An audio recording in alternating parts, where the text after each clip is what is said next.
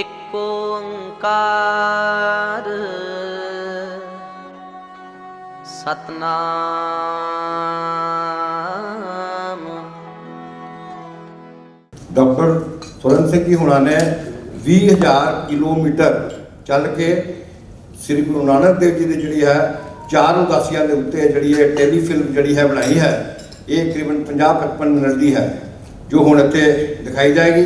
ਇਸ ਦੇ ਬਾਅਦ ਜਿਹੜੇ ਸਾਡੇ ਦਿੱਲੀ ਤੋਂ ਆਏ ਨੇ ਆਜ਼ਾਦ ਸਾਹਿਬ, ਉਹ ਜਿਹੜਾ ਹੈ ਤੁਹਾਡਾ 15-20 ਮਿੰਟ ਦਾ ਅੱਧੇ ਘੰਟੇ ਦਾ ਸਮਾਂ ਜਿਹੜਾ ਹੈ ਉਹ ਲੈਣਗੇ। ਉਹ ਸਮਾਜ ਦੀ ਜਿਹੜੀ ਰੋਸ਼ਨੀ ਪਾਉਣਗੇ, ਸਮਾਜ ਨੂੰ ਅੱਗੇ ਵਧਾਉਣ ਵਾਸਤੇ ਕਿਸ ਤਰ੍ਹਾਂ ਕੀ ਕਰਨਾ ਚਾਹੀਦਾ ਹੈ।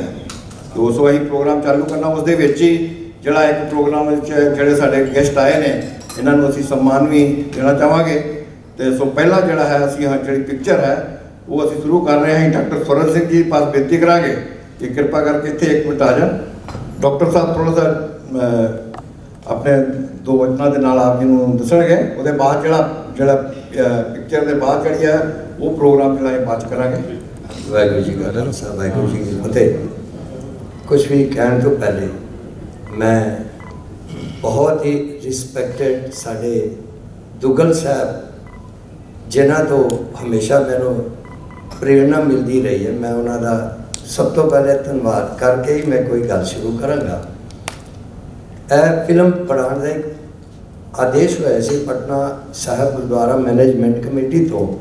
वो इस तरह होया कि सब तो पहले जब गुरु गोबिंद सिंह साहब महाराज जी की जोड़े 6 गुरुद्वारा साहब ने पटना साहब के असें एक डॉक्यूमेंट्री बनाई तो उन्होंने आदेश तो ही पहले इसे हॉल में दिखाई गई सी। बड़ा ही सानू प्रेरणा मिली, बड़ी हिम्मत वधी। फिर एक होर असी गुरु गोबिंद सिंह साहब जी महाराज जी की डॉक्यूमेंट्री बनाई। वो पटने साहब जी उन्होंने कर्म स्थली है, उस दे विच लखबीर सिंह लखा उन्होंने भी 3 गीत गाए हुए हैं, शब्द भी रिकॉर्ड करवाए। वो भी एक डॉक्यूमेंट्री बनी। जदों उसका इनोग्रेशन पटना साहब गुरुद्वारे प्रांगण में होया तो फिर उतों के मैनेजमेंट कमेटी के जोड़े साढ़े ढिल्लों साहब सन और सरदार अवतार सिंह जी हित, वो पूरे सारे मैंबर्स बैठे। उन्होंने सानू आदेश किया कि हुण गुरु नानक देव जी महाराज जी की फिल्म एक डॉक्यूमेंट्री बनाओ ताकि असी उन्होंने स्टार्ट करिए। उन्होंने जोड़े उन्होंने 4 उदासियां की ने फिर अगे देखांगे।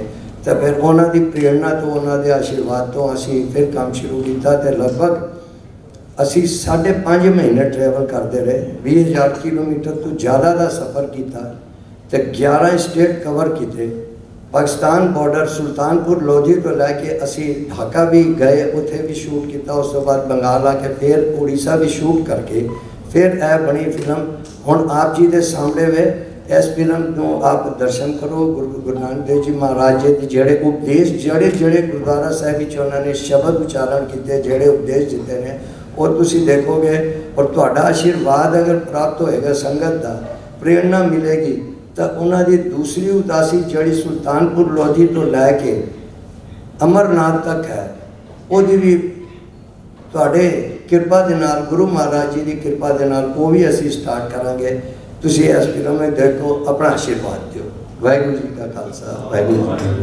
बाबर के समय इस गहन निराशा के दौर में भारतीय समाज रूपी इस डूबते जहाज को बचाने के लिए श्री गुरु नानक देव जी एक ऐसे खवैया मल्लाह बनकर प्रकट हुए जिन्होंने प्रभु भक्ति, प्रेम, एकता एवं भाईचारे का संदेश देकर भारतवासियों के साथ साथ समूची मानवता के सभी कष्टों का निवारण किया।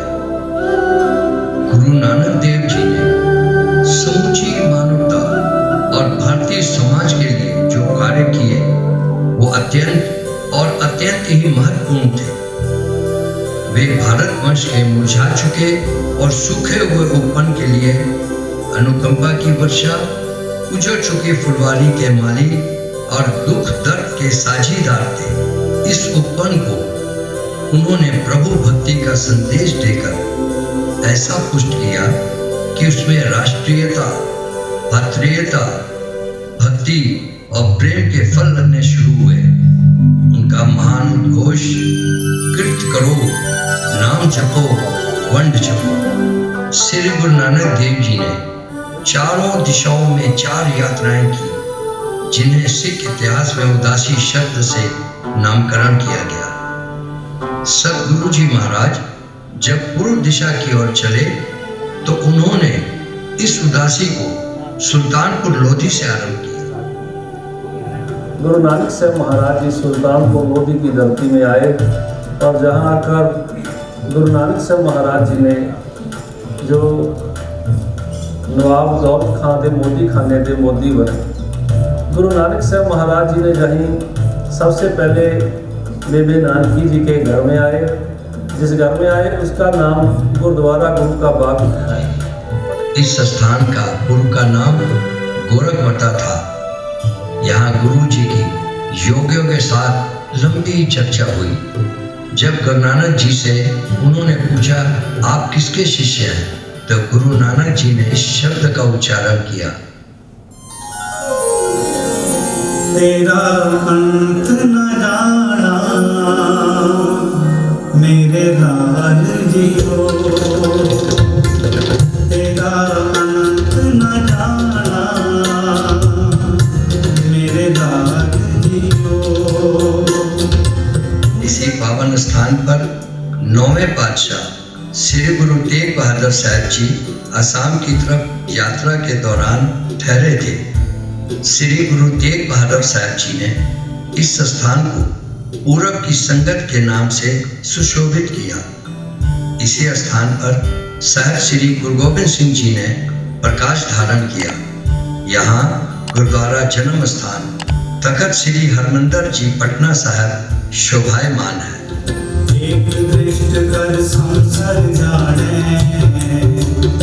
जो भी कहिए सोई, एक दृष्ट कर संसार जाने जो भी कहिए सोई, गली जोग न होई, गली जोग न होई, गली जोग न होई, गली जोग न होई। स्वयं निरंकार श्री गुरु नानक देव जी के स्वरूप में इस जगत का उद्धार करने हेतु अवतार धारण किए।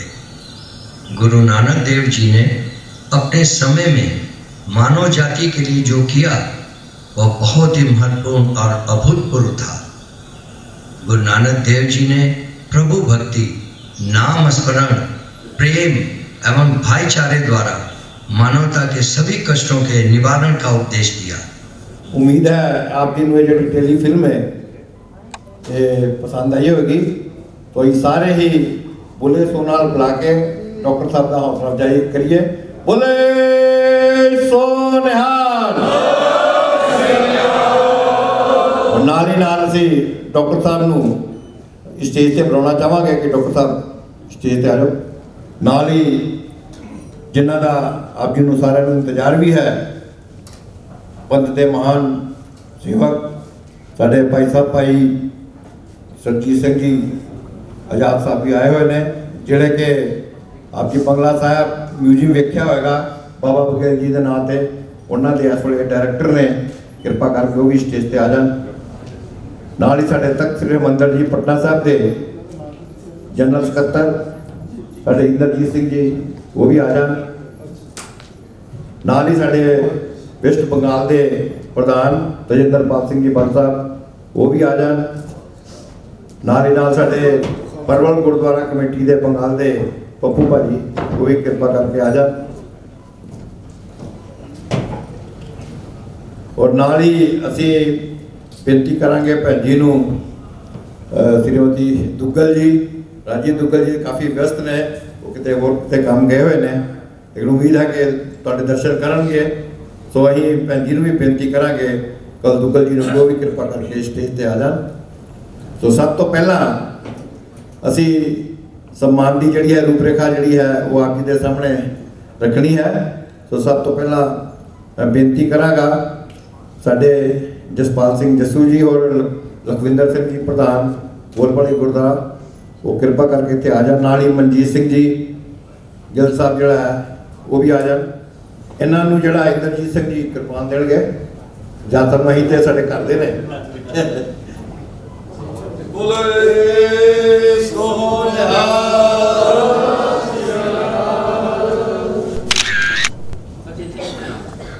ਸੋ ਨਾਲ ਹੀ ਨਾਲ ਇਸ ਪ੍ਰੋਗਰਾਮ ਦੇ ਆਰਗੇਨਾਈਜ਼ਰ ਕਹਿ ਸਕਦੇ ਹਾਂ ਅਸੀਂ ਡਾਕਟਰ ਪਰਨ ਸਿੰਘ ਜੀ, ਜਿਨ੍ਹਾਂ ਦੇ ਪ੍ਰयास ਦੇ ਨਾਲ ਜਿਹੜਾ ਹੈ ਇਹ ਪ੍ਰੋਗਰਾਮ ਜਿਹੜਾ ਹੋਇਆ ਹੈ ਔਰ ਇਹ ਟੈਲੀ ਫਿਲਮ ਜਿਹੜੀ ਬਣੀ ਹੈ, तो ਉਹਨਾਂ ਨੂੰ ਵੀ ਜਿਹੜਾ ਹੈ ਅਸੀਂ ਸਨਮਾਨ ਦੇਣਾ ਹੈ।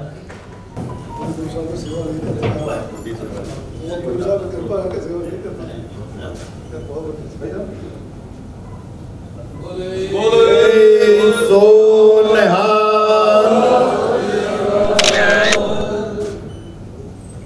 ਹੁਣ ਅਸੀਂ ਬੇਨਤੀ ਕਰਾਂਗੇ ਕਿ ਸਾਡੀ ਭੈਣ ਜੀ ਕਵਲ ਦੁੱਗਲ ਜੀ ਸਾਡੇ ਵਿੱਚ ਆਏ ਨੇ ਉਚੇਚੇ ਤੌਰ ਤੇ ਸਾਡਾ ਹੌਸਲਾ ਵਧਾਉਣ ਵਾਸਤੇ। ਸੋ ਅਸੀਂ ਮੈਂ ਬੇਨਤੀ ਕਰਾਂਗਾ ਇਸਤਰੀ ਸਤਸੰਗ ਸਭਾ ਦੀ ਪ੍ਰਧਾਨ ਬਲਵਿੰਦਰ ਕੌਰ ਤੇ ਸਾਡੀ ਸਟੇਸ਼ਨ ਰੋਡ ਗੁਰਦੁਆਰਾ ਦੀ ਪ੍ਰਧਾਨ ਰਵਿੰਦਰ ਕੌਰ ਜੀ, ਰਵਿੰਦਰ ਭੈਣ ਜੀ, ਉਹ ਲੋਕ ਆ ਜਾਣ ਤੇ ਉਹ ਨਾਲ ਭੈਣ ਜੀ ਆ ਜਾਣ ਬਿਸ਼ਟੂਪੁਰੋਂ ਆ ਜਾਓ। ਸਤਵੰਤ ਕੌਰ ਹਾਂਜੀ ਆ ਜਾਓ। ਇਹ ਸਾਰੀ ਸੰਗਤ ਵੱਲੋਂ ਭੈਣ ਜੀ ਦਾ ਇਹ ਜਿਹੜਾ ਹੈ ਸਨਮਾਨ ਕਰ ਰਹੇ ਹਾਂ।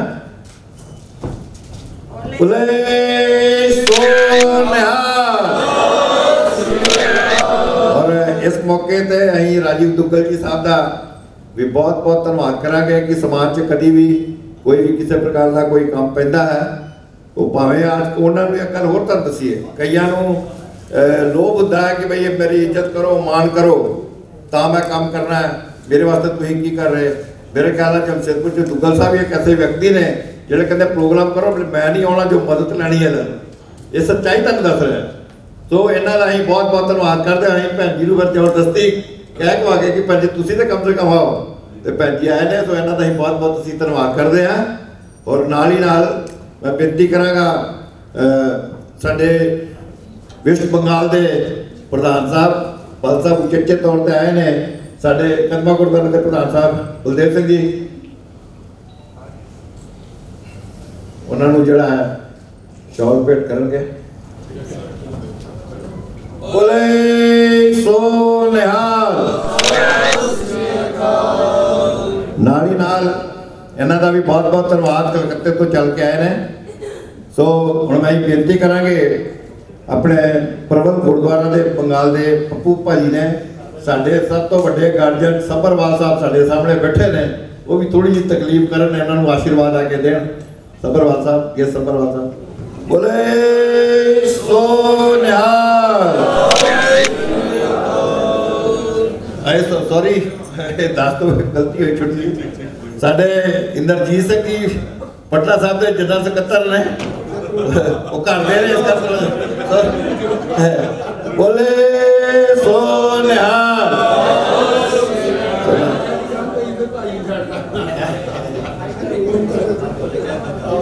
ਹੁਣ ਅਸੀਂ ਥੋੜਾ ਜਿਹਾ ਡਾਕਟਰ ਸਵਰਨ ਸਿੰਘ ਜੀ, ਇਹਨਾਂ ਦੇ ਸੁਪੁੱਤਰ ਨੇ ਸੁਮੀਤ ਸਿੰਘ ਜੀ, ਹਾਂ ਸੁਦੀਪ ਸਿੰਘ ਜੀ, ਇਹਨਾਂ ਇਹ ਆਪਣੀ ਜੀਵਨ ਦੀ ਆਪੇ ਦੱਸਣਗੇ ਤਾਂ ਸਾਨੂੰ ਜ਼ਿਆਦਾ ਖੁਸ਼ੀ ਹੋਏਗੀ। ਸੁਦੀਪ ਸਿੰਘ ਜੀ ਕਿਰਪਾ ਕਰਕੇ ਆ ਜਾਣ, ਉਹਨਾਂ ਨੂੰ ਜਿਹੜਾ ਹੈ ਸਨਮਾਨ ਦੇਣਾ ਹੈ। सच गल यही है कि जो करके है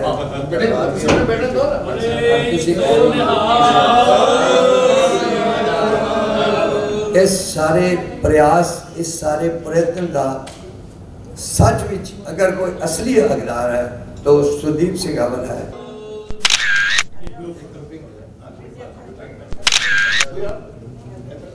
क्या एक एक मिनट मेरे नाल रहा और इन्हें जो एडिटिंग पेज मेहनत की थी बस की हकदार हुई।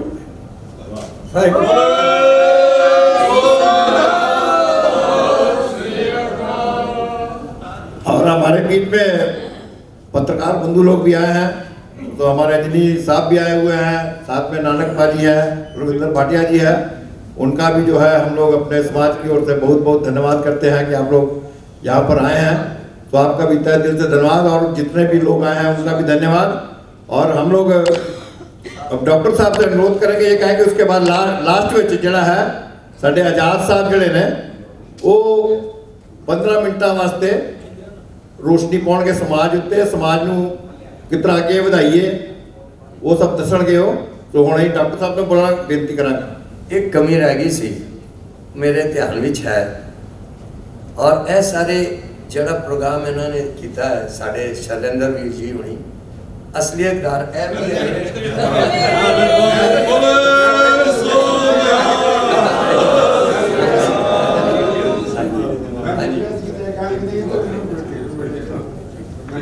साढ़े वड्डे वीर जी ने साड़ी बहुत ही सम्मानित साढ़े परिवार विच साढ़े वीर जी गुरदेव सिंह जी होनी इन्होंने बड़ी सेवा की है संगतां दी, और उन्होंने जो साइकोलॉजिकली लोगों को ट्रीट किया मैं उन्होंने बहुत ही सम्मान करता हाँ, तो उन्होंने वो भी हकदार ने इस सम्मान के लिए।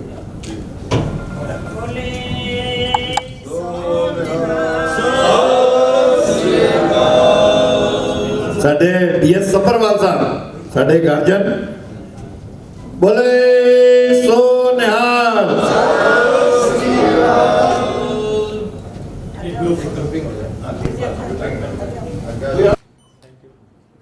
तो अहीं हुण बेनती करांगे साडे आजाद साहब आप जी दे नाल रूबरू होणगे। गुरु रूप साध संगत जी, वाहिगुरु जी का खालसा वाहिगुरु जी की फतेह। दो आदेश होए ने मैनू, एक तो एक ही हिंदी में बोलना है, दूसरा है कि सिख धर्म के या सिख पंथ के जिहड़े सिद्धांत ने उन्होंने बारे थोड़ी जी गल करनी है। तो मैं आपको हिंदी में ही अपनी बात शुरू करता हूँ। आपने इतनी सुंदर यात्रा देखी गुरु नानक देव जी की, ये पहली यात्रा थी। इसके बाद उन्होंने दूसरी यात्रा करी जिसमें वो श्रीलंका तक गए। उसके बाद तीसरी यात्रा करी जो हिमालय क्षेत्र की थी, जिसमें तिब्बत, चीन और सारा हिमालय उन्होंने भ्रमण किया। और चौथी यात्रा जो थी वो मक्का मदीना की थी, ईरान, इराक, तेहरान, अफगानिस्तान, उन सब जगहों में उन्होंने भ्रमण किया और एक ही आदेश दिया, एक ही संदेश दिया। वो संदेश क्या था? वो संदेश था कीर्त करो, नाम जपो, वंड के चलो। अब इस बात को अगर हम लोग समझ लें कि गुरु नानक की कीर्त का क्या संदेश था, तो हमें गुरु नानक की सारे सिद्धांतों का बहुत सुंदर तरीके से समझने में सहायक हो जाएगा। गुरु नानक ने कहा है आप कीर्त कीजिए। हम आम भाषा में ये सोचते हैं कि कीर्त का अर्थ है मेहनत से की हुई कमाई, या पंजाबी में हम लोग क्या देते हैं 10 नाखूनों की जड़ी कमाई है। नहीं, ये 10 नाखून या मेहनत ये तो चोर भी करता है, ये तो ठग भी करता है।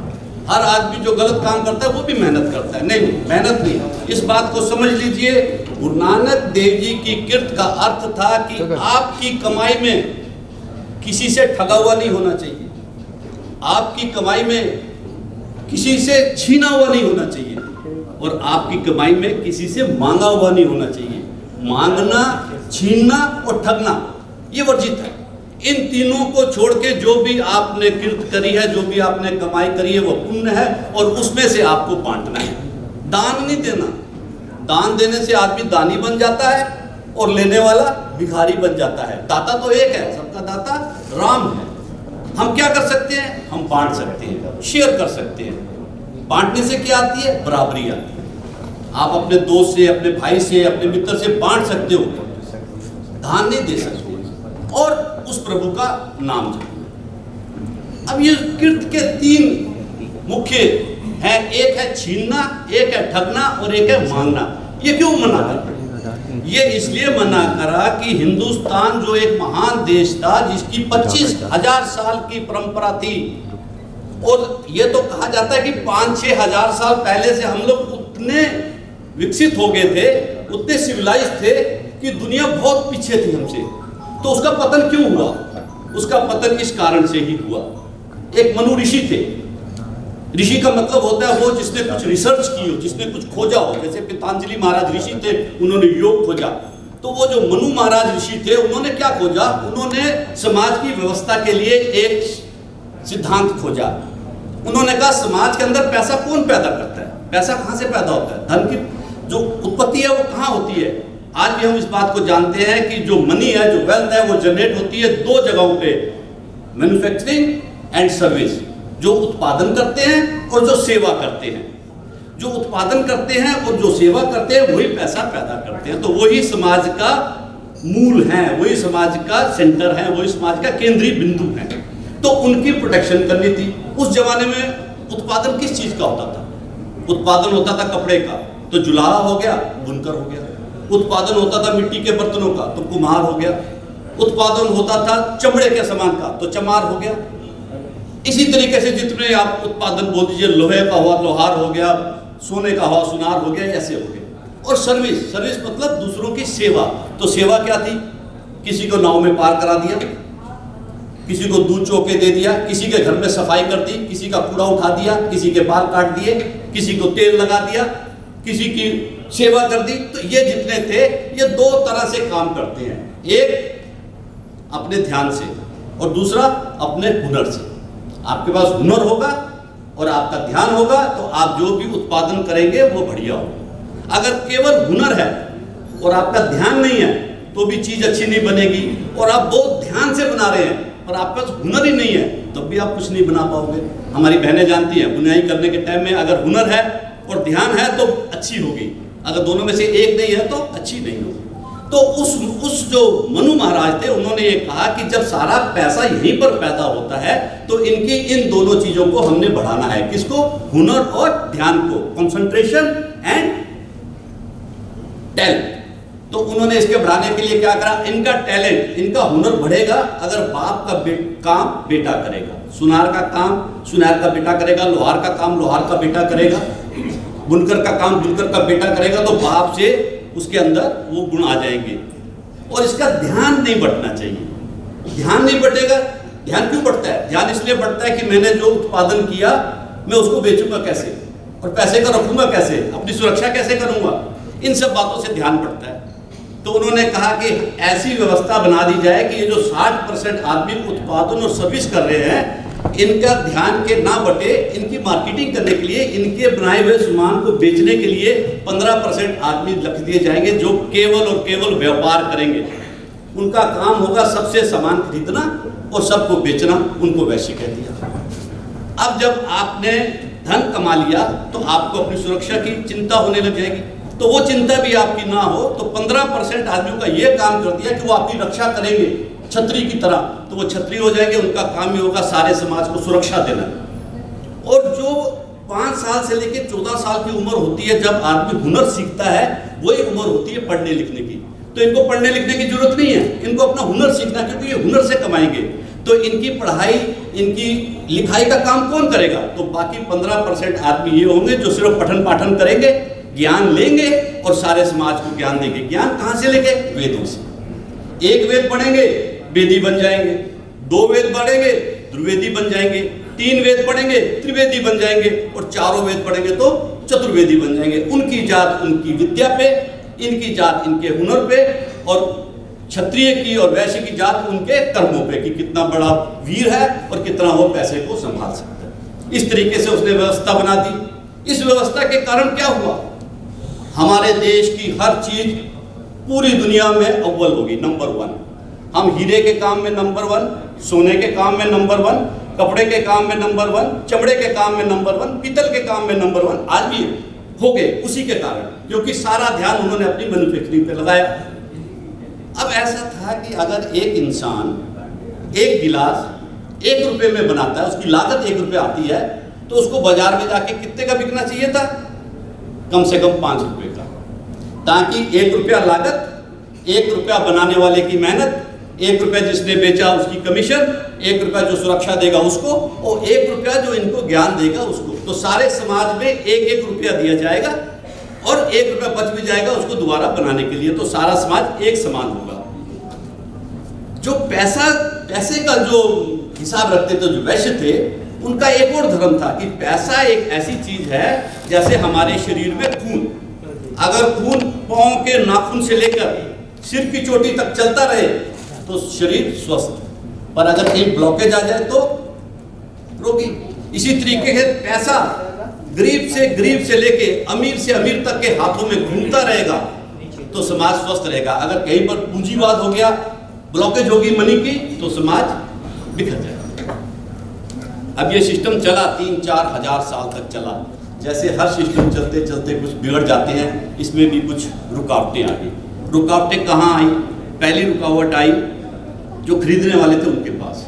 जब वो अपना सामान लेके गया वैश्य के पास कि ये मैंने कपड़ा बनाया, इसको आप खरीद लीजिए, तो उसकी लागत थी कपड़े में 1 रुपया मीटर। तो उसने कहा भाई ये 5 का तो बिक ही नहीं सकता, मैं ज़्यादा से ज़्यादा इसके तेरे को 2 दे सकता हूँ या 2.5 दे सकता हूँ। उसने उसका मार्जिन कम कर दिया, मार्जिन कम कर दिया। अब मार्जिन कम करने से क्या हुआ, उसके बाद पैसा कम आ गया। और इसी टाइम में क्या हुआ, जो सुरक्षा देने वाले थे, जो रक्षा देने वाले थे, वो रक्षा देते देते शासक बन गए। उन्होंने केवल रक्षा ही नहीं दी, उनको गवर्न करना शुरू कर दिया। Protector becomes governors. वो उनको उन पे राज करने लगे, वो कानून बनाने लगे, वो उनको अपनी प्रजा समझने लगे।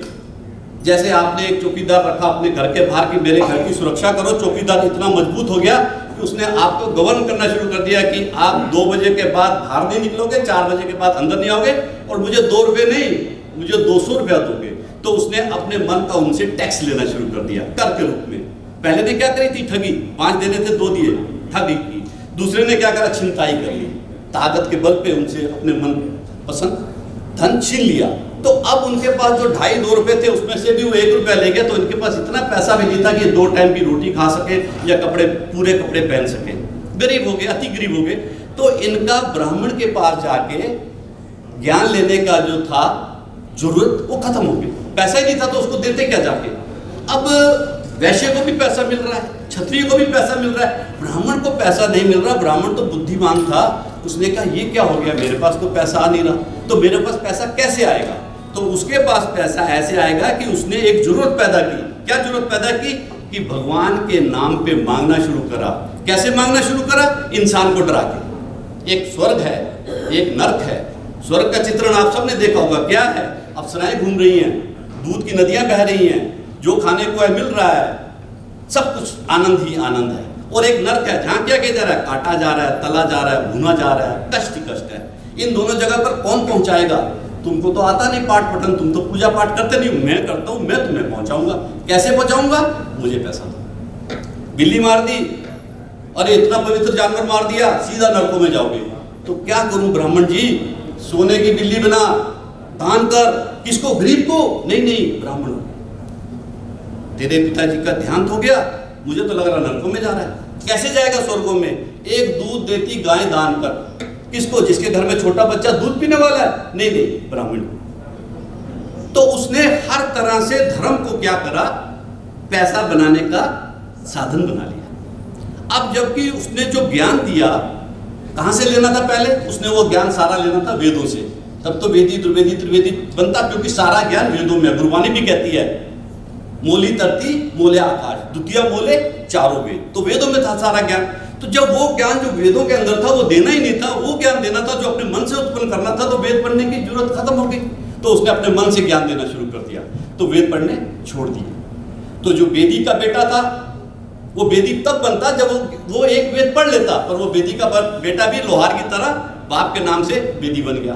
द्विवेदी का बेटा द्विवेदी बन गया, त्रिवेदी का बेटा त्रिवेदी बन गया। अज्ञानता फैलानी शुरू कर दी। इससे हुआ क्या?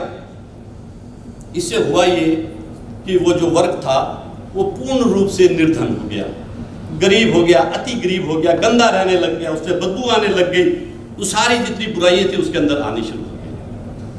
अब वो जब कपड़ा लेके या जूता लेके वैश्य के घर जाता था तो उसने कहा भाई जब तू आता है तेरे आने के 2 घंटे बाद तक तेरी बदबू नहीं जाती, तू मुझे मेरे घर के अंदर पर दिया कर, मेरी बाउंड्री वाल पे, मेरे मुंडेर पे मुझे दे दिया कर। यहाँ से छुआछूत शुरू हुई, थोड़ा सा धकेला। फिर उन्होंने कहा भाई तुम गंदे रहते हो, बदबूदार हो, नॉर्थ की तरफ अपने घर बनाओ ताकि पूर्वाई चलती है, पूर्व से हवा उधर को जाती है, आपकी बदबू गांव में नहीं फैलेगी। तुम गंदे रहते हो, हमारे कुएं को हाथ नहीं लगाना। तो ऐसे कर करके उनको इस हद तक उन्होंने इस हद तक ट्रीटमेंट दिया कि वो इंसान नहीं पशु समान हो गए। तो ये समय था गुरु नानक देव जी के आने का, 14वीं 15वीं सदी। उस टाइम शूद्रों को यह कहा जाता था कि आप अपने गले में ढोल बांध के चलो, आपको छूने से नहीं, आपको देखने से भी हम दूषित हो जाएंगे। आप अपने पीछे झाड़ू मार के बांध के चलो, क्यों? आपके कदमों के निशान इस धरती पे नहीं रहने चाहिए। वो धरती पे रहेंगे तो हमारे को पाप लग जाएगा, तो उसको आप मिटाते चलो।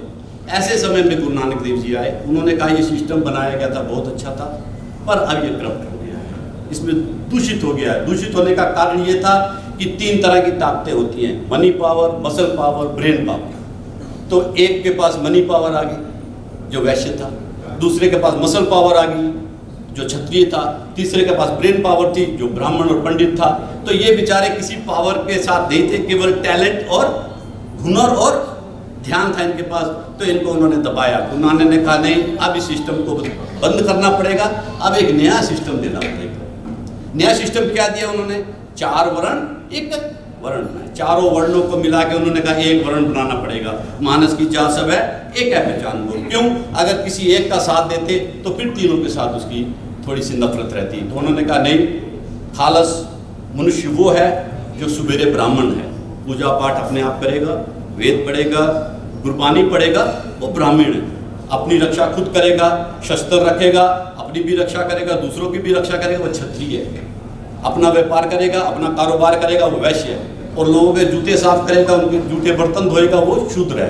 तो ये चारों एक कर दिया और अपने आप को कहा कि मैं नीच नहीं, अति नीच हूँ, और जो नीच है उन सबसे नीच हूँ। जब हम अपने आप को सबसे नीच मानेंगे और दूसरे को अपने से ऊंचा मानेंगे, तब हम उनसे प्यार कर सकेंगे।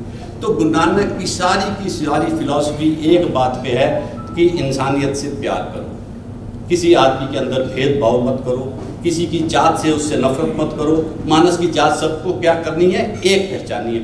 यही था जो मूल्य सिद्धांत जिसको लेके गुरु नानक देव जी ने 4 यात्राएं करी।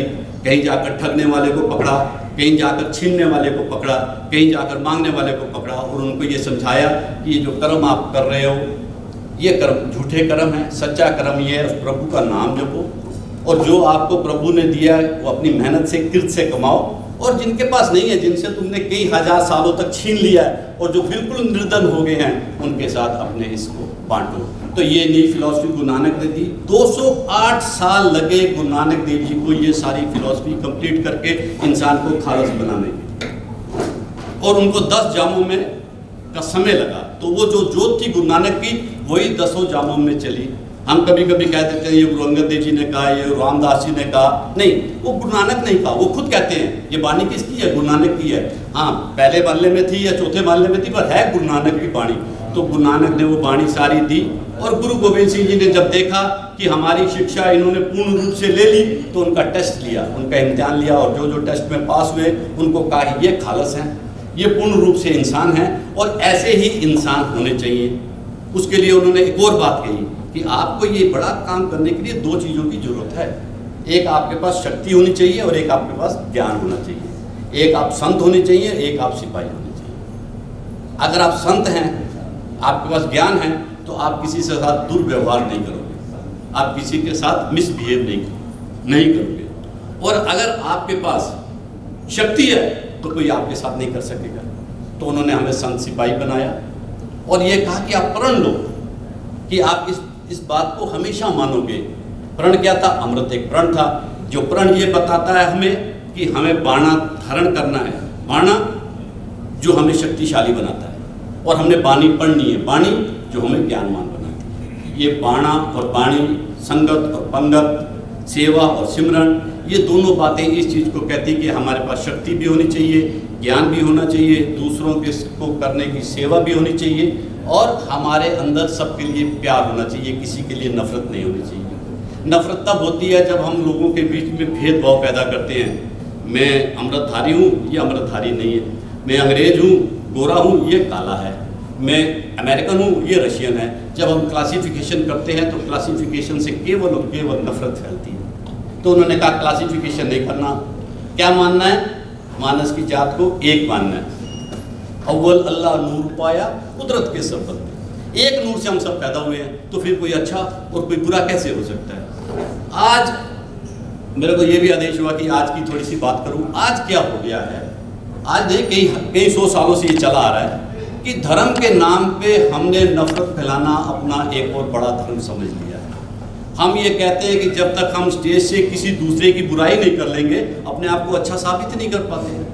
मुसलमानों को सुनिए तो वो काफर काफर काफर काफर काफर की रट लगाए बैठे हैं। हिंदुओं को सुनिए तो वो मिलेज मिलेज मिलेज की रट लगाए बैठे हैं। हमने भी उसी रास्ते में चलना शुरू कर दिया है। हमारे को इससे खतरा है, हमारे को इससे खतरा है, धर्म में ये हो गया, ये मेरे विपरीत आ गए, ये मुझे मारना चाहते हैं। केवल और केवल नफरत फैला रहे हैं। आप किसी की भी बात सुनिए, 10 मिनट 15 मिनट के बाद वो फिर नफरत वाली बातें फैलाना शुरू कर देता है। मैं हाथ जोड़ के सारी संगत से विनती करता हूँ, कृपया करके अगर अपने आप को गुरु नानक के आप शिष्य कहते हैं और गुरु नानक की शिक्षा के ऊपर चलना अपना धर्म समझते हैं, तो नफरत मत फैलाइए, नफरत मत फैलाइए, प्रेम फैलाइए। क्योंकि गुरु नानक ने सिर्फ लव, ब्रदरहुड और पीस की बात की थी, प्यार, एकता और शांति, इसकी बात की थी। और हमें इसी की ही पैरवी करनी चाहिए। हर एक से प्यार करना चाहिए, हर एक को अपने से बड़ा समझना चाहिए। जब आप दिल से दूसरे को अपने से बेटर समझोगे ना, तभी आप उससे प्यार कर सकते हो। अमिताभ बच्चन से लोग क्यों प्यार करते हैं? अजी बहुत अच्छा एक्टर है। तेंदुलकर से क्यों प्यार करते हैं? बहुत बड़ा अच्छा क्रिकेटर है। तो उसको अपने से बेटर समझते हैं, तो उसकी इज्जत भी करते हैं और उससे प्यार भी करते हैं। जिसे हम अपने आप से छोटा समझते हैं, अपने से नीच समझते हैं, नाम उसकी इज्जत करते हैं, नाम है उससे प्यार होता है। उल्टा नफरत फैलाते हैं। और धर्म के नाम पे इतनी नफरत फैलाई जा रही है क्योंकि सब धर्म वालों ने एक ही काम समझ लिया है कि हमें लोगों से पैसा लेना है। उसके तरीके अनेक हैं, बात बहुत लंबी हो जाती है। तरीके सब आपको पता है कि हर धर्म वाले क्या क्या तरीका अपना के लोगों से केवल और केवल पैसा ले रहे हैं, उनको अच्छा नहीं बना रहे। एक छोटी सी बात कह के मैं समाप्त करता हूँ। ये 3 चीज़ें थी, शास्त्रों में कहा गया था कि इनको पैसों से रहित रखना, पैसे के साथ इनको पैसों में मत तोलना। वो 3 चीज़ें क्या थी? एक आध्यात्मिक ज्ञान जो गुरु होते हैं वो, दूसरा जो रोग दूर करते हैं वैद्य, और तीसरा जो दुनियावी शिक्षा देते हैं टीचर, गुरु। तो जो गुरु होगा उसको आप गुरु दक्षिणा दोगे, जो वैद्य होगा उसको भी आप दक्षिणा दोगे, और जो आपका धार्मिक गुरु होगा उसको भी आप केवल दक्षिणा दोगे। मोक्ष नहीं है उसकी भेंटा है, कीर्तन भेंटा, कथा भेंटा, जो भी भेंट करोगे। भेंट का मतलब ये हुआ कि मेरे पास 10 रुपये हैं तो मैं 5 रुपये भेंट कर सकता हूँ, आपके पास 1000 रुपये है तो आप 500 रुपये भेंट कर सकते हो। उसका कोई मूल्य नहीं होगा, मेरी औकात के अनुसार उसकी भेंटा हो जाएगी। पर अभी क्या, हर चीज़ का मूल्य हो गया। तो मूल्य होने से क्या हुआ? धर्म का एक ही काम था कि लोगों को अच्छा बनाना। अच्छा बनाने के लिए कुछ प्रोसेस थे। अब जब पैसा ऐंठना था तो हमने सारे का सारा तवज्जो जो था उस प्रोसेस के ऊपर में दे दिया। अच्छा नहीं बनाते। हम ये नहीं कहते कि तुम झूठ ना बोलो, चोरी ना करो, किसी को ठगो मत, किसी से मांगो मत। हम कहते हैं मत्था टेक गुरुद्वारे जाके, कीर्तन सुन, पाठ कर, अखंड पाठ रखा, मतलब प्रोसेस कर। प्रोसेस का जो एंड है उसकी तरफ नहीं। स्कूल के सामने बच्चे जा रहे हैं, आपको कहाँ जा रहे हैं? बोले शिक्षा लेने जा रहे हैं। और टीचर से पूछो तू क्या करने जा रहा है? बोला मैं शिक्षा देने जा रहा हूँ। तो शिक्षा से क्या होगा? शिक्षा नहीं, ज्ञान था। जब शिक्षा से ज्ञान नहीं मिलेगा तो शिक्षा ही होगी। पढ़ा लिखा आदमी आपको मूर्ख मिल जाएगा क्योंकि उसको ज्ञान नहीं दिया गया। टीचर भी जानता है कि मैं शिक्षा दे रहा हूँ, बच्चा भी जानता है मैं शिक्षा ले रहा हूँ। शिक्षा से ही नौकरी मिलेगी, सर्टिफिकेट से ही मुझे मेरा जीवन चलेगा। ज्ञान हो ना हो कुछ फर्क नहीं पड़ता। हॉस्पिटल के सामने खड़े हो जाइए, आदमी जा रहा है, क्या कराने जा रहा भाई? मैं इलाज कराने जा रहा हूँ। डॉक्टर को पूछो, कहता मैं ट्रीटमेंट करता हूँ। अब ट्रीटमेंट थोड़ी चाहिए हमें तो सेहत चाहिए। सेहत की बात ही नहीं करती। इसीलिए जो डॉक्टर ट्रीटमेंट कर रहा है, कान ठीक करता है, आँख खराब कर देता है, आँख ठीक करता है, पेट खराब कर देता है, क्योंकि वो ट्रीटमेंट कर रहा है। और रोगी जो है वो परमानेंट रोगी है, जाते ही आपको कार्ड दे देंगे। ये क्या है? ये आपका रोगी का कार्ड है, पेशेंट नंबर, आप जिंदगी भर के पेशेंट हो। क्यों? क्योंकि उन्होंने पैसे में सब चीज़ तोलनी है। अगर वो रोग मिटा देंगे तो उनको पैसा आना बंद हो जाएगा, अगर वो ज्ञान दे देंगे तो उनको पैसा आना बंद हो जाएगा। अगर सारे आदमी अच्छे हो जाएंगे तो फिर इन जो मंदिर, मस्जिद, गुरुद्वारे ये सब हैं, इनका काम नहीं चलेगा। ये तभी चलेगा। इसीलिए हमारे को गुरु ने इतनी अच्छी अच्छी शिक्षाएं दी। उन्होंने कहा इसको को धर्मशाला, और जहाँ पर आपके गुरु का निवास है उसको को गुरुद्वारा, और वहाँ पर एक निशान लगाओ बहुत ऊंचा। किस चीज़ का निशान है? आज बच्चों को पूछो, बच्चे कहेंगे हमारे धर्म का निशान है। नहीं नहीं, धर्म का निशान नहीं है। ये निशान इस बात की गारंटी देता है कि कोई भूखा है तो यहाँ उसको रोटी मिलेगी। कोई ज्ञान से हीन है तो उसको यहाँ ज्ञान मिलेगा। 2, कोई रोगी है तो उसको यहाँ पर दवाई मिलेगी। 3, और किसी के पास घर नहीं है, बेसहारा है, तो उसको यहाँ पर शेल्टर मिलेगी, रक्षा मिलेगी, सुरक्षा मिलेगी। 4, ये 4 चीजें जिस गुरुद्वारे में नहीं है। आप किसी को भोजन नहीं दे सकते, किसी की सुरक्षा नहीं कर सकते, किसी को ज्ञान नहीं दे सकते, और किसी को दवाई नहीं दे सकते, तो निशान साहब लगाने का हक नहीं रखते। पर आज क्या है? आज सड़कों के किनारे निशान साहब लगा के उपराई कर रहे हैं, दे पैसा, मैं निशान साहब लगाया इतने मैं गुरुद्वारा बनाऊंगा। करेगा कि गुरुद्वारा बना के लोगों को चंगा करेगा कि उन्होंने होर कट्टर करेगा, होर उन्होंने अंदर नफरत भरेगा लोगों वास्ते। आप दुनिया के साथ नफरत करोगे तो दुनिया भी आपके साथ नफरत ही करेगी।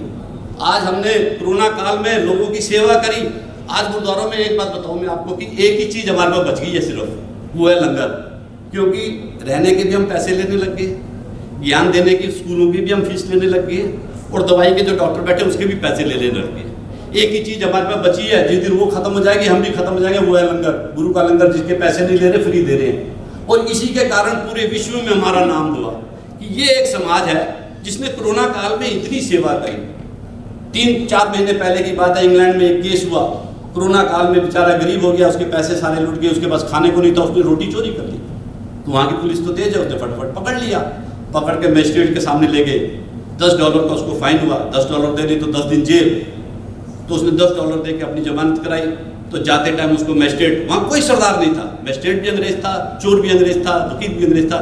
तो उस मजिस्ट्रेट ने उसे कहा कि आइंदा तेरे को भूख लगे तो रोटी चोरी मत करना, निशान साहब देख के किसी गुरुद्वारे में चले जाना, वहाँ तुझे रोटी मिल जाएगी। तो ये जो हम सेवा कर रहे हैं, भूखों को खाना खिला रहे हैं, उसको बराबरी में लाके उनके साथ बांटने के उस पर आप कीजिए। और उसके साथ साथ स्कूल चलाइए जिसमें फीस ना लगे, ऐसा कोई मेडिकल का काम कीजिए जिसमें लोगों को दवाई के पैसे ना देने पड़े। और ज्ञान तो गुरु ग्रंथ साहब दे ही रहे हैं, और लोगों के रहने के लिए व्यवस्था जरूर कीजिए, तब हमारे गुरुद्वारे कामयाब होंगे। लोगों के अंदर अच्छाई भरिए, अपने बच्चों के अंदर नफरत मत भरिए। ये हिंदू हमें मारना चाहता है, ये मुसलमान हमारे साथ लड़ना चाहता है। गुरु नानक से लेके गुरु गोविंद सिंह जी तक कभी उन्होंने नफरत नहीं फैलाई। मुसलमान उनके साथ रहते थे, पठान उनकी फौज में थे, गुरु नानक के साथ एक हिंदू था, एक मुसलमान था। हम लोगों को नफरत सिखा रहे हैं, हम लोगों को कह रहे हैं ये और हैं, हम और हैं, हम ये हैं। अब नफरत का देखिए कोई सीमा नहीं है। मैं केसधारी हूँ, ये सहजधारी है। फिर मैं केसधारी हूँ तो मैंने अमृत नहीं छका, मैं बेअमृतता हूँ। फिर मैंने अमृत छक लिया तो मैंने कृपान बाहर से नहीं डाली, मैंने बाना नहीं पहना। तो इसकी अगर आप खंडित करते जाओगे तो बहुत दूर तक चली जाएगी बात। नहीं, गुरु नानक ने कहा था सबको समेटो। तोड़ने से क्या होता है, पहले देश टूटता है, प्रांत टूटता है, शहर टूटता है, मोहल्ला टूटता है, परिवार टूटता है, फिर घर टूट जाते हैं। पर जोड़ने से क्या होता है, सरबत का भला हो जाता है। नानक नाम चढ़ती कला तेरे पाने सरबत का भला। अफ्रीका में कौन रहता है, अमेरिका में कौन रहता है, हमने देखा नहीं, पर हम रोज उनका भला मांग रहे हैं। ये हमारी फिलॉसफी है, ये हमारे सिद्धांत हैं जिनको हम भूल गए हैं। आप अपने सिद्धांतों को याद रखिए। गुरु नानक के मूलभूत सिद्धांत, अभी मैंने एक ही की बात की क्योंकि समय नहीं है, तो इसमें सोचता हूँ शायद आप मेरी बात को मानेंगे। मैं प्राइमरी का टीचर हूँ, जो बच्चों को 1 से लेकर 5 तक पढ़ाता है। मेरे से बड़े टीचर और हैं जो 10वीं के हैं, जो 12वीं के हैं, जो PhD पढ़ा रहे हैं, जो MBA करा रहे हैं। मैं वो नहीं हूँ, मैं सिर्फ 5वीं का टीचर हूँ। मेरी भाषा भी उतनी अच्छी नहीं है, मेरा व्याकरण भी उतना अच्छा नहीं है, मेरा उच्चारण भी उतना अच्छा नहीं है, पर मैं सिद्धांत की बात करता हूँ। शायद आपको मेरी बात अच्छी लगे तो इसको अपने पास रखिएगा, बुरी लगे तो मुझे क्षमा कीजिएगा। वाहिगुरु जी का खालसा, वाहिगुरू। बोले सोनिहाल। सो ये बेनती करा के भैन जी पास, कौल दुग्गल जी पास, ये डॉक्टर साहब पेन ड्राइव दे रहे हैं। ये बोले सोनिहाल। ये जड़े गुलदस्ता है ये पहला आए समाज वालों ते डॉक्टर साहब वालों भैन जी। तो डॉक्टर साहब फिल्म महाराज जी की कृपा नाल बनी है, गुरु महाराज जी की संगत की अमानत है।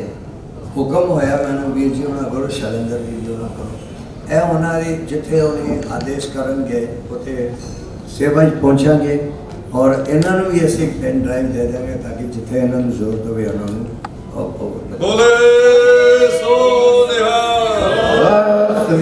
बहुत धन्यवाद डॉक्टर साहब का, और आजाद साहब का खास तौर पर धन्यवाद। आजाद साहब ने जो कुछ बोलिया वो कई हो सकता तकलीफ होती है, लेकिन जी वास्तविकता वा वक्ते कहनी है वो आजाद साहब इतने कारण आजाद ने। सो असं इन्हों का बहुत बहुत धन्यवाद करते हैं। हम ये धन्यवाद ज्ञापन जरा है क्योंकि टाटा दे ने साडे इंद्रजीत भाजी। एक गल हैगी समाज नूं सुधारन दी क्रांति चाहिए है, ਉਹ ਕ੍ਰਾਂਤੀ ਡਾਕਟਰ ਸਾਹਿਬ ਉਹਨਾਂ ਦੇ ਸ਼ਬਦਾਂ ਵਿੱਚ ਹੈ। ਆਓ ਉਸ ਨੂੰ ਮਿਲ ਕੇ ਅਸੀਂ ਅੱਗੇ ਵਧਾਈਏ। ਹਾਂਜੀ, ਬਹੁਤ ਬਹੁਤ ਧੰਨਵਾਦ। ਔਰ ਸੀਤਾਰਾਮ ਮੇਰੇ ਤੋਂ ਲੱਡੀ ਭਾਜੀ ਹੁਣੇ ਸਾਰੇ ਆਏ ਨੇ, ਉਹਨਾਂ ਦਾ ਵੀ ਬਹੁਤ ਬਹੁਤ ਧੰਨਵਾਦ। ਸੋ ਅਸੀਂ ਬੇਨਤੀ ਹੁਣ ਕਰਾਂਗੇ ਕਿ ਨਿਜੀਤ ਭਾਜੀ ਧੰਨਵਾਦ। ਅਲਕੋਰ ਹੋਟਲ ਦੇ ਹਾਲ ਵਿੱਚ ਪੁੱਜੇ ਹੋਏ ਬਹੁਤ ਹੀ ਸਤਿਕਾਰਯੋਗ ਬਾਬਾ ਬਘੇਲ ਸਿੰਘ ਮਿਊਜ਼ੀਅਮ ਦੇ ਡਾਇਰੈਕਟਰ ਆਜ਼ਾਦ ਸਾਹਿਬ ਜੀ, ਝਾਰਖੰਡ ਸਿੱਖ ਗੁਰਦੁਆਰਾ ਪ੍ਰਬੰਧਕ ਕਮੇਟੀ ਦੇ ਪ੍ਰਧਾਨ ਭਾਈ ਸੁਰਿੰਦਰ ਸਿੰਘ ਜੀ, ਭਾਈ ਤੇਜਿੰਦਰ ਸਿੰਘ ਬੱਲ ਜੀ ਚਿਤਰੰਜਨ ਤੋਂ ਅਤੇ ਪਰਬਲੀਆ ਤੋਂ ਆਏ ਹੋਏ ਭਾਈ ਪੱਪੂ ਸਿੰਘ ਜੀ ਅਤੇ ਇਸ ਹਾਲ ਵਿੱਚ ਪੁੱਜੇ ਹੋਏ ਸਾਰੇ ਸਤਿਕਾਰਯੋਗ ਗੁਰਦੁਆਰਾ ਪ੍ਰਬੰਧਕ ਕਮੇਟੀਆਂ ਦੇ ਅਹੁਦੇਦਾਰ, ਭੈਣਾਂ ਅਤੇ ਸਾਰੀ ਸੰਗਤ ਨੂੰ ਵਾਹਿਗੁਰੂ ਜੀ ਕਾ ਖਾਲਸਾ, ਵਾਹਿਗੁਰੂ ਜੀ ਕੀ ਫਤਿਹ। ਹੁਣੇ ਆਪ ਜੀ ਨੇ ਬਹੁਤ ਹੀ ਸਤਿਕਾਰਯੋਗ ਆਜ਼ਾਦ ਸਾਹਿਬ ਤੋਂ ਗੁਰੂ ਨਾਨਕ ਦੇਵ ਜੀ ਦੀਆਂ ਸਿੱਖਿਆਵਾਂ ਬਾਰੇ ਜਾਣਕਾਰੀ ਪ੍ਰਾਪਤ ਕੀਤੀ ਹੈ। ਤਖ਼ਤ ਸ੍ਰੀ ਹਰਿਮੰਦਰ ਜੀ ਪਟਨਾ ਸਾਹਿਬ ਵੱਲੋਂ ਅਤੇ ਜਮਸ਼ੇਦਪੁਰ ਦੀ ਸਾਰੀ ਸੰਗਤ ਵੱਲੋਂ ਡਾਇਰੈਕਟਰ ਸਾਹਿਬ ਆਜ਼ਾਦ ਜੀ ਹੋਣਾ ਦਾ ਬਹੁਤ ਬਹੁਤ ਧੰਨਵਾਦ। ਜਿਵੇਂ ਕਿ ਡਾਕਟਰ ਸਵਰਨ ਸਿੰਘ ਜੀ ਜਿਹੜੇ ਕਿ ਡਾਕਟਰ ਸਾਹਿਬ ਸਿਵਲ ਸਰਜਨ ਦੀ ਸੇਵਾ ਕਰਦੇ ਹੋਏ ਰਿਟਾਇਰ ਹੋਏ। ਉਸ ਤੋਂ ਬਾਅਦ ਇਹਨਾਂ ਨੂੰ ਇਹ ਗੁਰੂ ਸਾਹਿਬ ਦੀ ਕਿਰਪਾ ਨਾਲ ਇਹ ਡਾਕੂਮੈਂਟਰੀ ਜਿਹੜੀ ਇਹਨਾਂ ਤਿਆਰ ਕੀਤੀ ਹੈ, ਇਹ ਹਰ ਕਿਸੇ ਦੇ ਵੱਸ ਦੀ ਗੱਲ ਨਹੀਂ। ਇਹ ਗੁਰੂ ਸਾਹਿਬ ਕਿਰਪਾ ਕਰਕੇ ਆਪ ਉਹਨਾਂ ਤੋਂ ਇਹ ਸੇਵਾ ਲਈ ਹੈ ਔਰ ਇਸ ਵਿੱਚ ਸਾਰੇ ਪਰਿਵਾਰ ਦਾ ਯੋਗਦਾਨ ਹੈ। ਸਿਰਫ ਇਕੱਲਾ ਪ੍ਰਾਣੀ ਦੇ ਪਰਿਵਾਰ ਵਿੱਚ ਆਏ ਕਿ ਮੈਂ ਕੁਝ ਕਰ ਲਵਾਂ, ਉਹ ਕਿਸੇ ਇਕੱਲੇ ਦੇ ਵੱਸ ਦੀ ਗੱਲ ਨਹੀਂ। ਉਹਨਾਂ ਦਾ ਪੁੱਤਰ, ਉਹਨਾਂ ਦੀ ਸਿਮਣੀ ਅਤੇ ਉਹਨਾਂ ਦੇ ਸਹਿਯੋਗੀ ਜਿਨ੍ਹਾਂ ਨੇ ਨਾਲ ਉਹਨਾਂ ਦਾ ਸਾਥ ਦਿੱਤਾ ਅਤੇ ਬਹੁਤ ਹੀ ਸ਼ਲਾਘਾਯੋਗ ਕਾਰਜ ਜਿਹੜਾ ਇਹਨਾਂ ਨੇ ਕੀਤਾ ਹੈ। ਗੁਰੂ ਨਾਨਕ ਦੇਵ ਜੀ ਮਹਾਰਾਜ ਦੀਆਂ 4 ਉਦਾਸੀਆਂ ਵਿੱਚੋਂ ਪਹਿਲੀ ਉਦਾਸੀ ਵਿੱਚ ਭਾਰਤ ਵਿੱਚ ਜਿੱਥੇ ਜਿੱਥੇ ਗਏ ਉਹ ਸਾਰਾ ਇਹਨਾਂ ਨੇ ਆਪ ਪੁੱਜ ਕੇ ਲੰਮੀਆਂ ਯਾਤਰਾਵਾਂ ਕਰਕੇ ਸਾਰਾ ਉੱਥੋਂ ਇਕੱਤਰ ਕਰਕੇ ਉਹ ਇਤਿਹਾਸ ਆਪ ਜੀ ਨੂੰ ਜੋ ਹੁਣ ਸੁਣਾਇਆ ਜਾ ਰਿਹਾ ਸੀ ਉਹ ਡਾਕਟਰ ਸਾਹਿਬ ਆਪ ਹੀ ਇਸ ਡਾਕੂਮੈਂਟਰੀ ਵਿੱਚ ਸਾਰਾ ਇਤਿਹਾਸ ਦੱਸਦੇ ਸਨ। ਅਸੀਂ ਅੱਜ ਕੱਲ੍ਹ ਸਮਾਂ ਜੋ ਆ ਰਿਹਾ ਹੈ, ਜ਼ਿਆਦਾ ਸਮਾਂ ਮੋਬਾਈਲ ਵਿੱਚ WhatsApp ਦੇਖਣ ਤੇ Facebook ਤੇ ਪਾਰ ਕਰ ਦਿੰਦੇ ਹਾਂ। ਸਾਨੂੰ ਲੋੜ ਜੋ ਹੈ, ਜਿੱਥੇ ਅਸੀਂ ਗੁਰੂਆਂ ਦੀ ਬਾਣੀ ਪੜ੍ਹਦੇ ਹਾਂ, ਨਿਤਨੇਮ ਕਰਦੇ ਹਾਂ, ਇਹਦੇ ਨਾਲ ਨਾਲ ਸਾਨੂੰ ਸਭ ਤੋਂ ਜ਼ਿਆਦਾ ਜ਼ਰੂਰੀ ਹੈ ਕਿ ਆਪਣੇ ਇਤਿਹਾਸ ਤੋਂ ਵੀ ਜਾਣੂ ਹੋਣ ਦੀ ਲੋੜ ਹੈ। ਗੁਰੂ ਨਾਨਕ ਦੇਵ ਜੀ ਮਹਾਰਾਜ ਦਾ ਆਗਮਨ ਐਸੇ ਸਮੇਂ ਵਿੱਚ ਹੋਇਆ ਜਿਸ ਸਮੇਂ ਧਰਤੀ ਤੇ ਪੂਰੀ ਤਰ੍ਹਾਂ ਘੋਰ ਅੰਧਿਆਰ ਸੀ, ਅਤਿ ਜ਼ੁਲਮ ਸੀ। ਐਸੇ ਸਮੇਂ ਵਿੱਚ ਗੁਰੂ ਨਾਨਕ ਦੇਵ ਜੀ ਦਾ ਆਗਮਨ ਹੋਇਆ। ਪਹਿਲਾਂ ਲੋਧੀਆਂ ਦਾ ਰਾਜ, ਮੁਗਲ ਵੰਸ਼ ਦਾ ਰਾਜ, ਅੰਗਰੇਜ਼ਾਂ ਦਾ ਰਾਜ ਵੀ ਆਇਆ। ਜੇਕਰ ਕਹੀਏ ਆਜ਼ਾਦੀ ਦੀ ਗੱਲ ਤੇ ਇਹ ਗੁਰੂ ਨਾਨਕ ਦੇਵ ਜੀ ਮਹਾਰਾਜ ਦੇ ਸਮੇਂ ਤੋਂ ਹੋਈ ਇਹ ਆਵਾਜ਼ ਚੁੱਕੀ ਗਈ ਅਤੇ ਸਮੇਂ-ਸਮੇਂ ਵਿੱਚ ਸਾਰੇ ਗੁਰੂ ਸਾਹਿਬਾਨ ਨੇ ਇਹ ਆਪਣੀਆਂ ਜੋ ਵੀ ਸਿੱਖਿਆਵਾਂ ਦਿੱਤੀਆਂ। ਅਸੀਂ ਬੜੇ ਹੀ ਵੱਡੇ ਭਾਗਾਂ ਵਾਲੇ ਹਾਂ ਜੋ ਸਾਡਾ ਜਨਮ ਸਾਨੂੰ ਹੈ ਸਿੱਖੀ ਵਿੱਚ, ਸਿੱਖ ਪਰਿਵਾਰਾਂ ਵਿੱਚ ਅਸੀਂ ਜਨਮ ਲਿਆ ਹੈ। ਜਿੱਥੇ ਕਿ ਅਸੀਂ ਕਈ ਵਾਰ ਅਸੀਂ ਕਹਿ ਦਿੰਦੇ ਕਿ ਫਲਾਣੇ ਸਥਾਨ ਵਿੱਚ ਅਸੀਂ 15 ਵਾਰੀ ਗਏ, ਫਲਾਣੇ ਗੁਰਦੁਆਰਾ ਸਾਹਿਬ ਵਿੱਚ ਅਸੀਂ ਹਰ ਸਾਲ ਦਰਸ਼ਨਾਂ ਵਾਸਤੇ ਜਾਂਦੇ ਹਾਂ। ਬਹੁਤ ਚੰਗੀ ਗੱਲ ਹੈ, ਜਾਓ, ਮੁਬਾਰਕ ਹੈ। ਪਰ ਸਭ ਤੋਂ ਜ਼ਰੂਰੀ ਹੈ ਜੋ ਸਾਡੇ ਧਾਰਮਿਕ ਸਥਾਨ, ਜੋ ਇਤਿਹਾਸਕ ਸਥਾਨ ਹਨ, ਉਹਨਾਂ ਦੇ ਦਰਸ਼ਨ ਕਰਨਾ। ਆਪਣੇ ਪਰਿਵਾਰ ਦੇ ਬੱਚਿਆਂ ਨੂੰ ਲੈ ਕੇ ਜਾਓ, ਉੱਥੇ ਦੇ ਇਤਿਹਾਸ ਤੋਂ ਜਾਣੂ ਹੋਣ ਦੀ ਬਹੁਤ ਲੋੜ ਹੈ ਕਿ ਜਿੱਥੇ ਸਾਡੇ ਸ਼ਹੀਦੀ ਸਥਾਨ, ਜਿੱਥੇ ਸਾਡੇ ਗੁਰੂਆਂ ਨੇ ਬਹਿ ਕੇ ਬਾਣੀ ਦੀ ਰਚਨਾ ਕੀਤੀ, ਉਹਨਾਂ ਸਥਾਨਾਂ 'ਤੇ ਵੀ ਸਾਨੂੰ ਜਾ ਕੇ ਆਪਣੇ ਬੱਚਿਆਂ ਨੂੰ, ਆਪਣੇ ਪਰਿਵਾਰ ਨੂੰ ਲੈ ਕੇ ਜਾਣ ਦੀ ਲੋੜ ਹੈ। ਮੈਂ ਤਖ਼ਤ ਸ੍ਰੀ ਹਰਿਮੰਦਰ ਸਾਹਿਬ ਪ੍ਰਬੰਧਕ ਕਮੇਟੀ ਵੱਲੋਂ ਡਾਕਟਰ ਸਵਰਨ ਸਿੰਘ ਜੀ ਹੋਣਾ ਦਾ ਅਤੇ ਇਹਨਾਂ ਦੇ ਪਰਿਵਾਰ ਦਾ ਤੇ ਜਿਨ੍ਹਾਂ ਨੇ ਇਹਨਾਂ ਨੂੰ ਇਹ ਡਾਕੂਮੈਂਟਰੀ ਤਿਆਰ ਕਰਨ ਵਿੱਚ ਸਹਿਯੋਗ ਦਿੱਤਾ ਹੈ, ਸਾਰਿਆਂ ਦਾ ਧੰਨਵਾਦ ਕਰਦਾ ਹਾਂ ਅਤੇ ਸਤਿਗੁਰ ਕਿਰਪਾ ਕਰਨ, ਡਾਕਟਰ ਸਵਰਨ ਸਿੰਘ ਜੀ ਹੋਣਾ ਨੂੰ ਤੰਦਰੁਸਤੀ ਦੀ ਬਖਸ਼ਿਸ਼ ਕਰਨ ਅਤੇ ਇਸੇ ਤਰ੍ਹਾਂ ਇਹ ਹੋਰ ਵੀ ਡਾਕੂਮੈਂਟਰੀਆਂ ਬਣਾ ਕੇ ਸੰਗਤਾਂ ਦੇ ਸਾਹਮਣੇ ਲਿਆਉਣਗੇ। ਤੇ ਮੈਂ ਬੇਨਤੀ ਕਰਾਂਗਾ ਕਿ ਜਿਸ ਤਰ੍ਹਾਂ ਆਪ ਜੀ ਨੇ ਅੱਜ ਅਲਕੋਰ ਹੋਟਲ ਵਿੱਚ ਇਹ ਪ੍ਰੋਗਰਾਮ ਭਾਈ ਸ਼ੈਲੇਂਦਰ ਸਿੰਘ ਜੀ ਹੋਣਾ ਦੇ ਸਹਿਯੋਗ ਨਾਲ ਅਤੇ ਅਲਕੋਰ ਹੋਟਲ ਦੇ ਡਾਇਰੈਕਟਰ ਦੁਗਲ ਸਾਹਿਬ ਜੀ ਹੋਣਾ ਦੇ ਨਾਲ ਮਿਲ ਕੇ ਆਪ ਜੀ ਨੂੰ ਕੀਤਾ ਹੈ। ਇਹ ਹੋਰ ਗੁਰਦੁਆਰਿਆਂ ਵਿੱਚ ਵੀ ਇਹ ਡਾਕੂਮੈਂਟਰੀ ਦਿਖਾਉਣ ਦੀ ਲੋੜ ਹੈ ਤਾਂ ਕਿ ਸੰਗਤਾਂ ਨੂੰ ਅਤੇ ਸਿੱਖ ਪਰਿਵਾਰਾਂ ਨੂੰ ਇਸ ਬਾਰੇ ਜਾਣਕਾਰੀ ਮਿਲ ਸਕੇ। ਅਤੇ ਨਾਲ ਮੈਂ ਡਾਇਰੈਕਟਰ ਆਜ਼ਾਦ ਸਾਹਿਬ ਜੀ ਦਾ ਅਤੇ ਪਰਬਲੀਆ ਤੋਂ ਚਿਤਰੰਜਨ ਤੋਂ ਆਏ ਹੋਏ ਪ੍ਰਬੰਧਕਾਂ ਦਾ ਅਤੇ ਸਾਰੀ ਸੰਗਤ ਦਾ ਬਹੁਤ ਬਹੁਤ ਧੰਨਵਾਦ ਕਰਦਾ ਹਾਂ। ਵਾਹਿਗੁਰੂ ਜੀ ਕਾ ਖਾਲਸਾ ਵਾਹਿਗੁਰੂ ਜੀ ਕੀ ਫਤਿਹ। तो आइए 1 मिनट का समय ਉਹਨਾਂ ਦਾ ਲਵਾਂਗੇ ਬਲ ਸਾਹਿਬ ਦਾ। ਬਲ ਸਾਹਿਬ ਕੋਈ ਇੰਨੀ ਦੂਰੋਂ ਚੱਲ ਕੇ ਆਏ ਜੋ ਵੈਸਟ ਬੰਗਾਲ ਦੇ ਪ੍ਰਧਾਨ ਨੇ ਤੇ ਇੱਕ ਦੋ ਸ਼ਬਦ ਜ਼ਰੂਰ ਕਹਿਣ। अति सत्कारयोग गुरु रूप साध संगत जी, सब तो पहला फतेह प्रवान करो। आखो वाहिगुरू जी का खालसा वाहिगुरू जी की फतेह।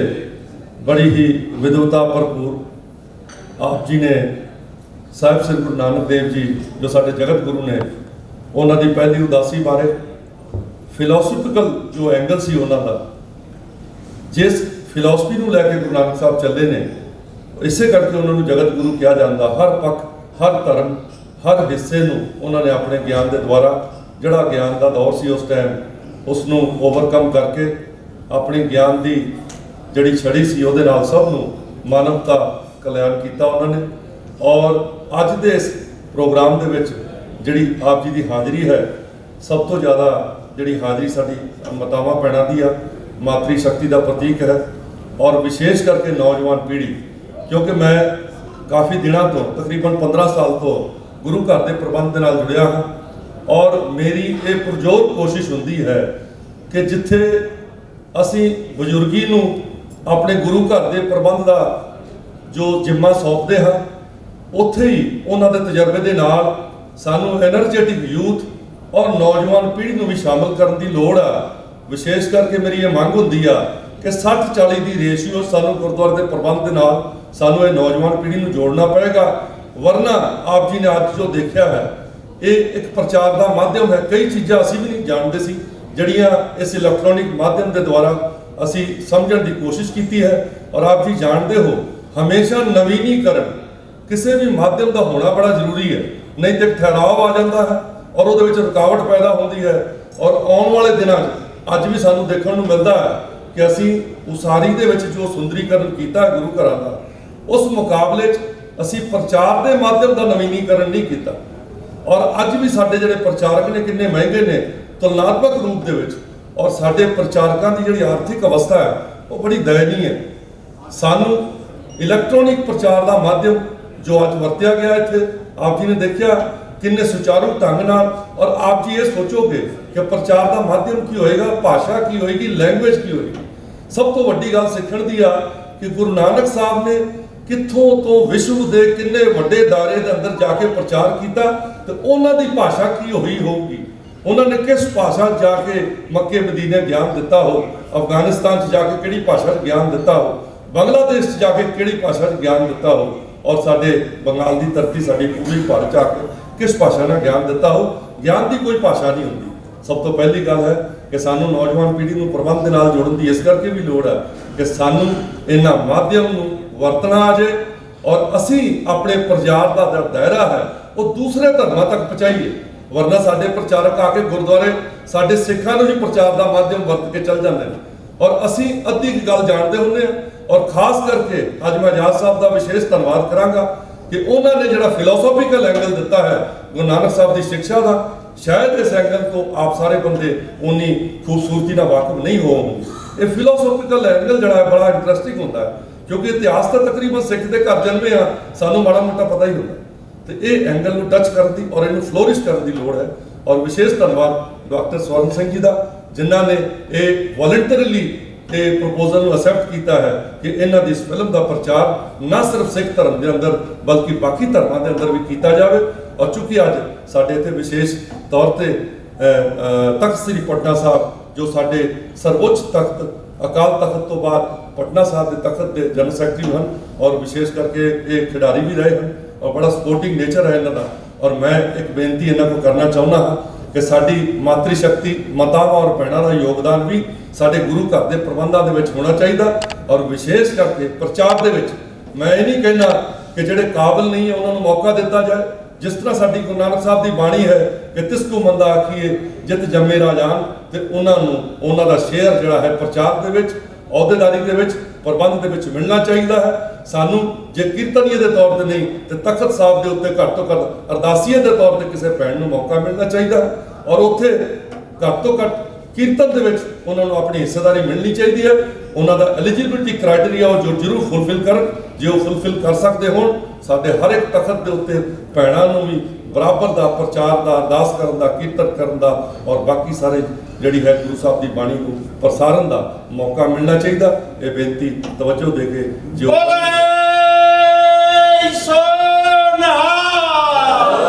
ਅਰਦਾਸ ਕਾਫੀ ਦਿਨਾਂ ਤੋਂ ਇਸ ਗੱਲ 'ਚ ਕਾਮਯਾਬ ਹੈ। ਬੰਗਾਲ ਦੀ ਧਰਤੀ ਤੇ ਅਸੀਂ ਤਕਰੀਬਨ 60% ਨੌਜਵਾਨਾਂ ਦੀ ਹਿੱਸੇਦਾਰੀ ਜਿਹੜੀ ਹੈ ਪ੍ਰਬੰਧਕੀ ਢਾਂਚੇ ਦੇ ਅੰਦਰ ਇਹ ਸੁਨਿਸ਼ਚਿਤ ਕੀਤੀ ਹੈ।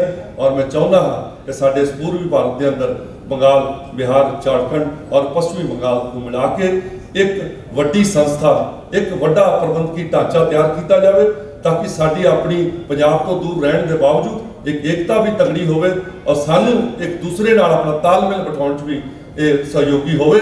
ਕਿਉਂਕਿ ਆਪ ਜੀ ਜਾਣਦੇ ਹੋ ਸਭ ਤੋਂ ਸਰਵੋੱਚ ਸੰਸਥਾ ਸਾਡੀ ਜਿਹੜੀ ਹੈ ਪ੍ਰਚਾਰ ਦੀ ਸ਼੍ਰੋਮਣੀ ਗੁਰਦੁਆਰਾ ਪ੍ਰਬੰਧਕ ਕਮੇਟੀ ਹੈ। ਸਾਡੇ ਇਸ ਪੂਰਬੀ ਭਾਰਤ ਤੋਂ ਸਿਰਫ ਮਨਜੀਤ ਸਿੰਘ ਕਲਕੱਤਾ ਜੀ ਦੇ ਜਾਣ ਤੋਂ ਬਾਅਦ ਮੇਰੇ ਖਿਆਲ ਕਈ ਦਹਾਕੇ ਹੋ ਗਏ ਨੇ, ਸਾਨੂੰ ਅਜੇ ਤੱਕ ਆਪਣੀ ਜਿਹੜੀ ਹੈ ਨੁਮਾਇੰਦਗੀ ਨਹੀਂ ਮਿਲੀ ਹੈ। ਸਾਡੀ ਰਿਪਰੈਜ਼ੈਂਟੇਸ਼ਨ ਪੂਰਬੀ ਭਾਰਤ ਤੋਂ ਸ਼੍ਰੋਮਣੀ ਗੁਰਦੁਆਰਾ ਪ੍ਰਬੰਧਕ ਕਮੇਟੀ 'ਚ ਨਹੀਂ ਹੈ, ਜਦਕਿ ਵਰਲਡ ਵਾਈਡ ਕਈ ਕੰਟਰੀਆਂ ਦੀ ਹੈਗੀ ਆ, ਲਾਗਲੇ ਸੂਬਿਆਂ ਦੀ ਹੈਗੀ ਆ। ਬੰਗਾਲ ਔਰ ਇਸ ਪੂਰਬੀ ਭਾਰਤ ਨੂੰ ਇਸ ਐਂਗਲ ਤੋਂ ਨੈਗਲੈਕਟ ਕੀਤਾ ਜਾਂਦਾ ਹੈ। ਉਹਦੇ ਵਿੱਚ ਸਾਡੀ ਆਪਣੀ ਏਕਤਾ ਵੀ ਕਾਫੀ ਦੋਸ਼ੀ ਹੈ ਕਿਉਂਕਿ ਅਸੀਂ ਇਕਮੁੱਠ ਨਹੀਂ ਆ। ਮੈਂ ਕੋਸ਼ਿਸ਼ ਕਰਾਂਗਾ ਕਿ ਸੈਕਟਰੀ ਸਾਹਿਬ ਮੇਰੀ ਇਸ ਬੇਨਤੀ ਨੂੰ ਪ੍ਰਵਾਨ ਕਰਨ ਔਰ ਇੱਕ ਕੋਸ਼ਿਸ਼ ਕਰਨ ਕਿ ਸਾਡੀ ਪੂਰਬੀ ਭਾਰਤ ਦੀ ਇੱਕ ਪ੍ਰਬੰਧਕੀ ਢਾਂਚੇ ਦੀ ਇੱਕ ਵੱਡੀ ਸੰਸਥਾ ਜੋ ਹੈ ਤਿਆਰ ਹੋਵੇ। ਇੰਨੀਆਂ ਬੇਨਤੀਆਂ ਪ੍ਰਵਾਨ ਭੁੱਲ ਚੁੱਕ ਦੀ ਖਿਮਾ। ਵਾਹਿਗੁਰੂ ਜੀ ਕਾ ਖਾਲਸਾ, ਵਾਹਿਗੁਰੂ ਜੀ ਕੀ ਫਤਿਹ। ਬਹੁਤ ਬਹੁਤ ਧੰਨਵਾਦ ਪਲ ਸਾਹਿਬ ਦਾ, ਬੜੀਆਂ ਮਹੱਤਵਪੂਰਨ ਜਾਣਕਾਰੀਆਂ ਸਾਨੂੰ ਦਿੱਤੀਆਂ ਨੇ, ਇਹਨਾਂ ਦਾ ਵੀ ਬਹੁਤ ਬਹੁਤ ਧੰਨਵਾਦ ਹੈ। ਹੁਣ ਬਾਕੀ ਚਾਹ ਹੈਗੀ ਆ, ਜਿਨ੍ਹਾਂ ਨੇ ਨਹੀਂ ਪੀਤੀ ਆ ਚਾਹ ਨਾਸ਼ਤਾ ਕਰਕੇ ਆਪ ਜੀ ਨੇ ਜਾਣਾ ਹੈ। ਪ੍ਰੋਗਰਾਮ ਜਿਹੜਾ ਇੱਥੇ ਹੀ ਖਤਮ ਕਰ ਰਹੇ ਹਾਂ। ਵਾਹਿਗੁਰੂ ਜੀ ਕਾ ਖਾਲਸਾ, ਵਾਹਿਗੁਰੂ ਜੀ ਕੀ ਫਤਿਹ।